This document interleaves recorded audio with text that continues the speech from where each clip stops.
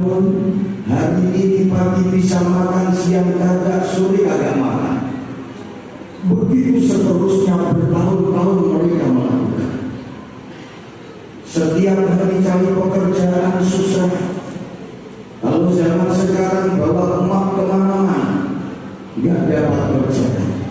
Di saat itu dua orang suami istri ini mencari seluruh pekerjaan dimanapun mereka ditolak.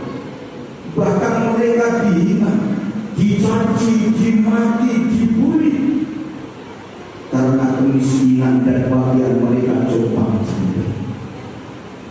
Pada suatu saat mereka berdua berpisah tempat untuk mencari pekerjaan. Yang perempuan ke arah utara, yang laki-laki ke arah selatan. Semakin tambah jauh mereka berjalan, mereka tidak dapat pekerjaan. Yang laki-laki ke utara juga begitu. Ternyata sudah berhari-hari kembali ke tempat semula. Mereka lemah, loyo, tidak mampu apa. Di saat mereka berbaring berdua, jangankan minum kopi, jangankan minum teh, jangankan aqua, saat itu tidak ada. Mereka badannya kering kerontak. Kalau saat ini kita kopi banyak, tinggal minta saja ada.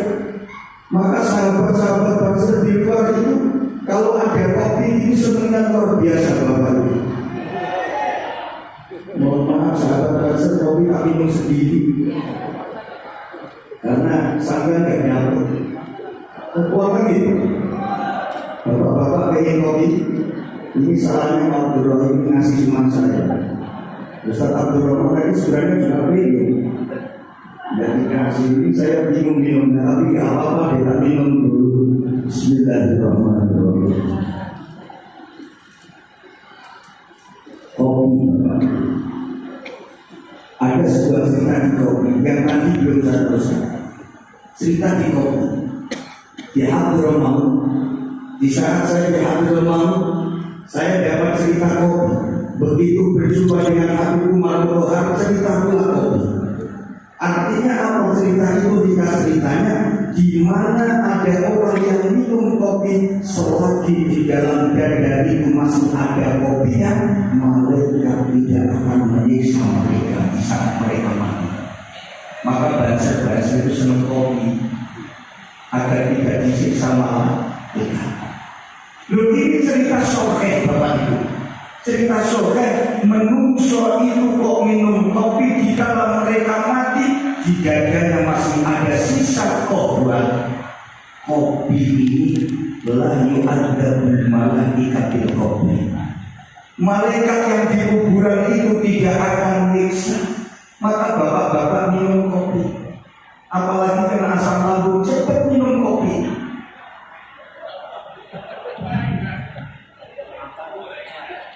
Jangan. Soalnya kalau kena asam lambung minum kopi langsung. Tapi kan gak ketemu malaikat kan? Malaikat gak mau karena ada kohwahnya. Kenapa? Kohwah itu salah satu minuman yang dicintai oleh Rasulullah dan sahabat. Di samping minuman-minuman yang lain. Dan baik kita kopi kebanyakan kopi nanti tidak jadi. Orang miskin tadi, yang satu jalan ke selatan, yang satu ke utara, lalu kembali. Mereka pingsan, lemes, gak punya daya upaya. Di saat itu laki-laki dan perempuan kepalanya nyambung karena hanya bisa menempelkan kepala. Biasanya kalau laki-laki perempuan capek, mereka kangen, otomatis bergandengan. Jangankan bergandengan, sudah nempel kepala, angkat badan gak mampu lagi. Lalu apa mereka cerita? Istrinya ngomong, Mas, Bang, Kak, Ma, ya, kamu kan tahu apa? Musa itu kan nabinya Allah, ya. Musa itu kan rasulnya Allah. Kan Musa itu salah satu manusia yang bisa berdialog dengan Allah Subhanahu wa ta'ala. Ya memang kenapa? Nah kalau mereka itu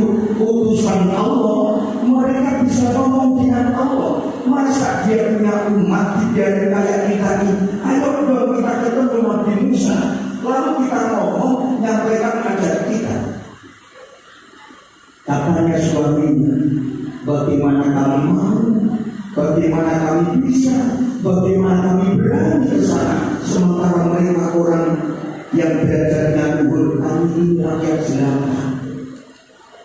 Istrinya masih ngeyel, Mas. Nabi Musa itu yang diurus banyak orang-orang yang jelata. Mereka kasihan orang miskin. Coba tengok pejabat-pejabat itu, kalau kemana-mana yang disantuni bukan orang kaya, mesti orang miskin. Nah, kalau orang kaya nggak perlu disantuni. Akhirnya Nabi Musa, orang laki-laki suami istri tadi memberanikan menghadap Nabi Musa alaihi salam. Datang ke rumah Nabi Musa. Assalamualaikum waalaikumsalam. Siapa itu? Saya Rajul 100 meter dari rumahmu Nabi Musa. Ada apa? Nabi Musa, saya mau ngobrol denganmu. Ya, ngobrol apa? Kalau jauh saya nggak bisa, Musa malu saya. Lalu saya ingin dekat 4 mata. 4 mata? Iya. Itu disampaikan siapa? Istri saya. Karena 4 mata itu ada istri. Ya bisa kita harus 4 mata. Istri musuh keluar sana. Iya. Akhirnya istrinya keluar, jalannya nggak jauh. Laki-laki ini ngomong, Musa, iya, saya ini hidup bertetanggaan denganmu. Iya benar. Kamu tahu saya sengsara, tahu? Kamu tahu saya nggak makan, iya. Kamu tahu saya mengemis-ngemis berjalan ke sana cari pekerjaan nggak dapat, iya. Kamu kan tidak punya keahlian. Kamu sekolah nggak pernah. Kamu bisa apa mau kerja? Bukan nggak bisa. Apalagi pegang komputer, nggak bisa. Mau jadi apa kalau kerja? Suruh dicibir, dia nggak percaya semuanya. Iya mereka bapak. Ini Musa maksud saya. Saya datang kemari dengan istri saya. Boleh nggak Musa? Saya tidak 4 mata. Istriku biar dengan Musa. Ya boleh, tapi kamu tadi kan ngomong 4 mata. Nah sekarang nggak 4 mata Musa. Istri saya ikut berapa mata, 6 mata atau berapa apa? Akhirnya istrinya ikut. Menyampaikan suami Nabi Musa, saya ini kan miskin, ya. Kamu itu kan Nabi, betul. Kamu itu kan Rasulullah. Memang saya Rasulullah. Memangnya kenapa? Kumohon Musa, kamu kan dekat dengan Allah. Iya, saya dekat dengan Allah. Allah saja wakil Allah Musa taklima. Aku diajak ngomong oleh Allah di mana? Jabal Nur Sina. Diajak ngomong. Kalau kamu Musa diajak ngomong oleh Allah, kamu apakah akan membiarkan umatmu kelaparan seperti saya? Tidak. Kamu kan tidak ngomong. Ngomong dong. Kalau lapar ngomong, nggak punya duit ngomong, minta. Jangan pangku tangan. Dan maka saya kesini Musa mau ngomong apa? Musa, saya mintakan kepada Allah biar saya ini diberi oleh Allah kekayaan, biar saya bisa bahagia, biar saya menjadi orang yang bangga kayak tetangga saya itu naik mobil, punya rumah mewah dan sebagainya. Oke, itu gue minta. Iya. Langsung Nabi Musa lapor kepada Allah. Ya Allah, di tengah malam bermunajat kepada Allah. Maka doa itu sangat dijabai oleh Allah ketika di tengah malam. Maka Rasulullah Isra Mi'raj tidak lagi. Rasulullah Isra Mi'rajnya dan bisa 12 subuh. Artinya Isra Mi'raj Rasulullah ini adalah tanda kesuksesan. Maka kalau Bapak Ibu pengen sukses, malam bermunajat kepada Allah. Siang kerja, di malam hari minta kepada Allah. Jangan nggak kerja lalu minta kepada Allah. Nah kalau nggak kerja yang minta saja bagaimana? Nggak bisa. Maka di zaman Sayyidina Umar bin Khattab ada pemuda pagi di masjid, siang di masjid, malam di masjid, setiap hari putar tasbih. Subhanallah, subhanallah, subhanallah, subhanallah. Pulang ke rumah perutnya lapar, buka meja nggak ada nasi. Marah-marah dengan sidik, ya. Kenapa ini meja kosong? Saya perutnya lapar, kata istrinya. Mas kalau perutnya lapar, keluar itu tasbih. Ya karena suaminya nggak kerja. Nah pada suatu saat Sayyidina Umar masuk masjid, ditengok loh, ini anak muda yang kemarin saya lihat wiridan di sini pagi siang malam. Langsung ditegur oleh Sayyidina Umar, ya sabun wahai anak muda, inna sama la tumtilu dahaban wa la fiddatan. Wahai anak muda, aku lihat engkau wiridan terus, engkau baca tasbih terus, pagi siang malam di sini terus. Ingat, langit tidak akan pernah hujan emas dan perak. Lalu bagaimana saya? Kerja nakal, setelah bekerja baru berdoa. Itu yang menjadikan berkah. Jangan kamu di masjid melulu. Ya sesekali di masjid, sesekali di ladang, sesekali di pasar, sesekali di kantor, sesekali di jalan. Lalu ke masjidnya pada waktunya sholat. Nah waktu sholat kita di masjid, gak sholat di masjid, lalu kita kelaparan. Allah gak akan memberikan itu. Kalau kamu gak kerja, maka agar pekerjaan berkah, bekerja setelah bekerja berdoa kepada Allah Subhanahu wa Ta'ala. Nah Rasulullah SAW itu memberikan contoh kepada kita, ada hablum minallah wa hablum minan nas. Manusia itu tidak ada berhubungan kepada Allah dan tidak ada berhubungan kepada manusia. Berhubungan dengan manusia baik, berhubungan kepada Allah juga baik. Maka Nabi Muhammad itu bikin kepada Allah, iya. Bergaul dengan sesama manusia, iya. Yang muslim dan tidak muslim dijauhi oleh Rasulullah. Rasulullah dagang kerjasama dengan orang kafir. Kalau kita ini dikit-dikit, pokoknya kita jangan beli nanti orang kafir. Mohon maaf, ini milik siapa? Yang buat bukan kita. Oke, akhirnya tidak, tapi botolnya siapa yang buat? Kipasannya milik siapa? Aku beli, siapa yang buat? Kita ini masih campur aduk, Bapak Ibu. Masih campur aduk. Urusan pekerjaan silakan kerjasama, tapi urusan agama tetap lakum dinukum waliyadin. Gak usah ikut campur urusan ini. Nah kalau mau kerja silakan. Yang bengkel seumpamanya, aku gak mau ngaji orang Cina. Dan sepeda motor itu bahan-bahannya banyak dari sana. Kita buat sendiri gak bisa. Maka kita butuh kerja sama. Itu urusan dunia. Monggo gak apa. Kita punya tetangga non-Islam, kita bergaul biasa. Jangan lalu kita musuhi, biarin aja. Mereka punya hak hidup sama dengan kita. Yang penting tidak mengganggu dan kita jangan pernah mengganggu. Lalu Bapak Ibu yang dimuliakan oleh Allah Subhanahu wa Ta'ala, Rasulullah mengajarkan kita berhubungan kepada Allah dan berhubungan kepada sesama manusia. Maka ayo jangan keras-keras, jangan kasar-kasar dengan sesama manusia. Kita biasa-biasa saja. Khairul umur ausatuha. Oh, saya bangun masjid ternyata ada orang kafir bawa semen, terima. Loh itu kan dari orang kafir, semennya haram. Dari kapan semen haram? Masalah mereka mau ngasih, kita nggak minta, jadi terima. Kullu ma fil ardi milkul muslim. Semua yang ada di bumi ini hakikatnya milik orang Islam. Kalau mau Islam ngasih kita, itu ngasih milik muslim dikasih kita. Maka nggak usah rokok, nggak usah kolok kita. Saya pakai kacamata, ini bukan lagi muslim, berarti non muslim. Nah kalau aku nggak mau, nengok sana jauh nggak nampak. Akhirnya nggak ada baca kitab nggak nampak, akhirnya nggak jadi ngaji. Maka kita butuh kerjasama. Yang penting tidak merusak pada diri kita. Bapak Ibu yang dimuliakan oleh Allah Subhanahu wa Ta'ala, kembali kepada cerita orang miskin.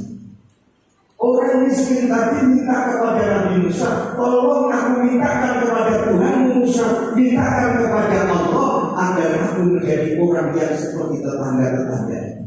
Oke, Oke, tak mintakan. Setelah dimintakan oleh Nabi Musa, ya Allah, saya punya tetangga fulan dan fulanah, mereka miskin ya Allah. Kumohon kepadamu, tolong kasih mereka kekayaan biar mereka jadi bahagia. Setelah itu yang namanya minta Nabi Musa alaihissalam dikabulkan oleh Allah. Nabi Musa dipanggil oleh Allah, Musa, orang yang kau mintakan itu sudah saya kasih, tolong sampaikan kepada mereka. Siap Allah. Akhirnya Nabi Musa datang ke orang miskin, Bapak Ibu, Allah sudah memberikanmu rezeki bertubi-tubi. Ya, saya sudah tahu dapat rezeki yang banyak Musa. Tapi Ibu Bapak, Allah hanya ngasih kamu setahun. Kamu dikasih oleh Allah kaya cukup setahun. Setahun Musa. Iya. Istrinya ngomong, Mas, kita cuma dikasih oleh Allah rezeki jadi orang kaya itu setahun. Setelah setahun Mas kita miskin. Suaminya diam. Hanya 1 tahun kita jadikan kaya oleh Allah, betul. Itu katanya Nabi Musa. Dan yang minta Nabi Musa. Lalu kita saat ini kaya. Maka dari itu kata istrinya, Mas, kalau kita hanya 1 tahun dikasih oleh Allah kekayaan, aku mohon Mas, kita bangun rumah. Lalu setelah rumah kita bangun, besok setelah itu setahun kita miskin, tidak apa-apa, yang penting kita sudah punya rumah.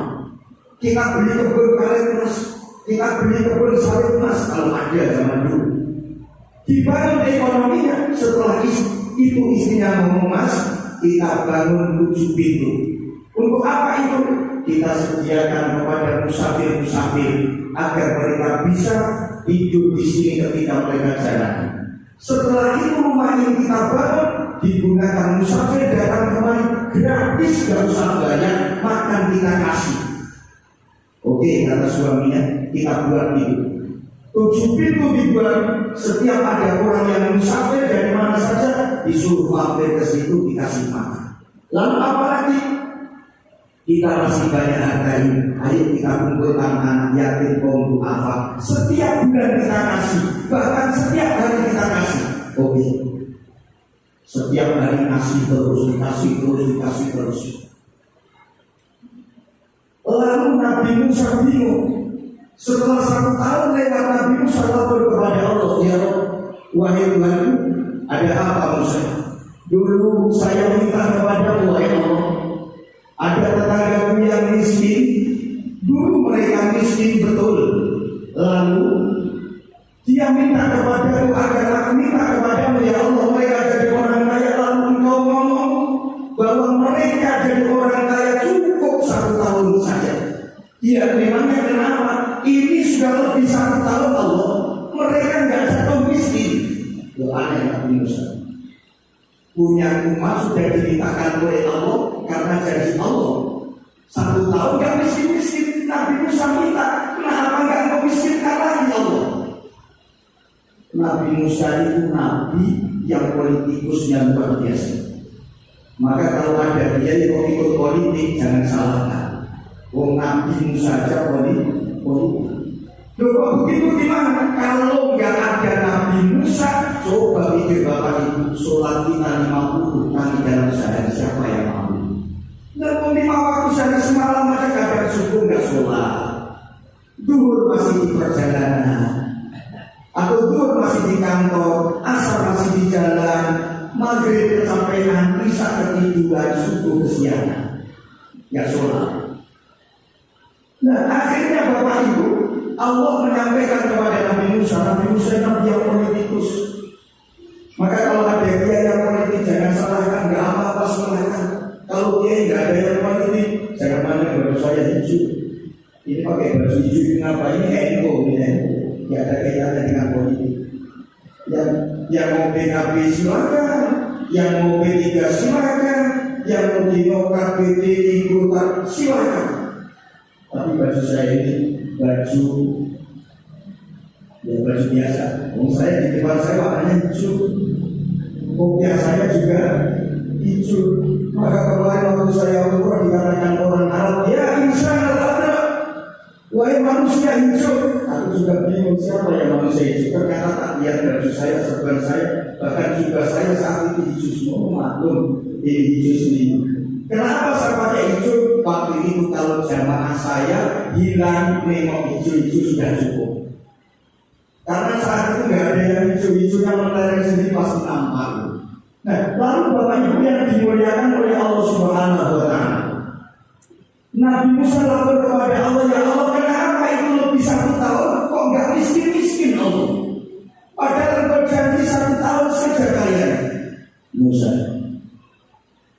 mohon maaf Musa, mereka saya janjikan 1 tahun miskin, tapi mereka lebih paham dan lebih tahu membuat kos-kosan 7 pintu. Dan itu untuk para musafir paling miskin, mereka tampung di situ semuanya dan semuanya gratis dikasih makan mereka. Aku malu Musa ketika melihat hamba-Ku menggratiskan, menanggung, mengurus orang-orang seperti itu, lalu jadikan miskin. Gak mungkin sebab keikhlasan mereka, sebab kedermawanan mereka, mereka gak jadi miskin. Gara-gara itu mereka semakin hari semakin tambah kaya. Nabi Musa diam. Akhirnya Nabi Musa mengatakan, Subhanallahumma ma'abdu masa'naka wa rofa'ana darajatuka. Kata Nabi Musa, ya Allah, Maha suci Engkau ya Allah, sungguh mulia kedudukanmu dan sungguh tinggi derajatmu ya Allah. Engkau ternyata peduli dengan orang yang miskin seperti itu, dan mereka jadi orang kaya peduli terhadap orang-orang miskin. Padahal engkau janji setahun akan engkau cabut, gara-gara mereka bersedekah terus, rezekinya bukan habis, semakin tambah banyak.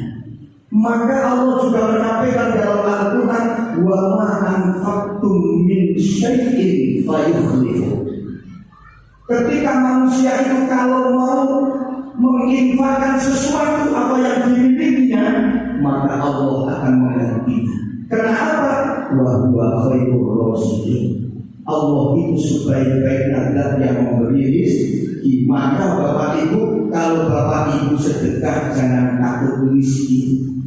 Jangan takut miskin. Ada fakir miskin panggil, kasih makan, kasih minum. Ada anak yatim panggil, kasih makan, kasih minum. Dijamin oleh Allah, orang yang ahli sedekah, orang yang ahli infak, yang dermawan kepada orang-orang yang membutuhkan, itu diibaratkan oleh Allah melimpah satu benih padi.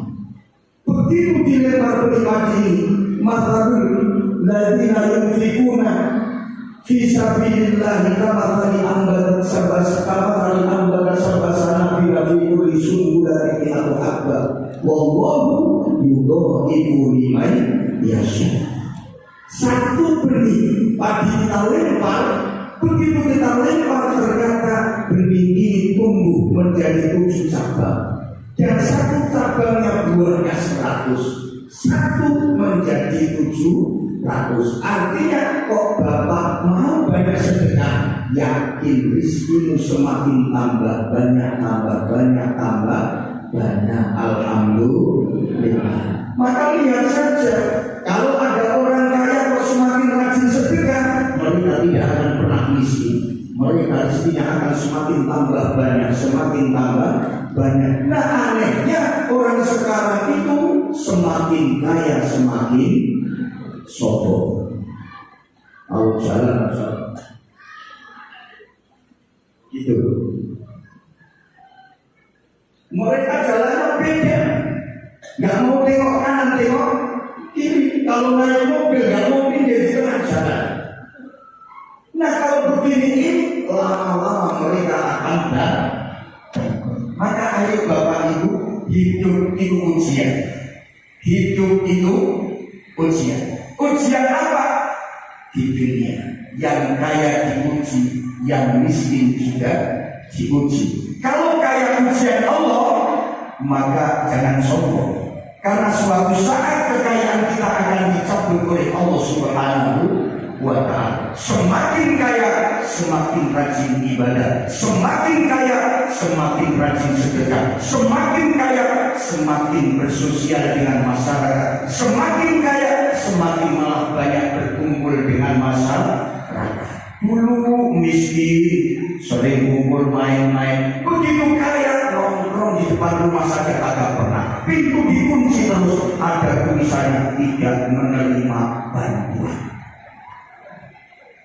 Itu disimpul ibu dia sama, malah rumahnya dipakai gembok luar gembok. Dunia ini hanya mampir ngombe, dunia ini hanya mampir ngombe, sama dengan kita makan itu enaknya cuma dipucuk di lidah, lewat ke dalam nggak terasa. Ono donya biro suwene bebasan mampir ngombe, Allah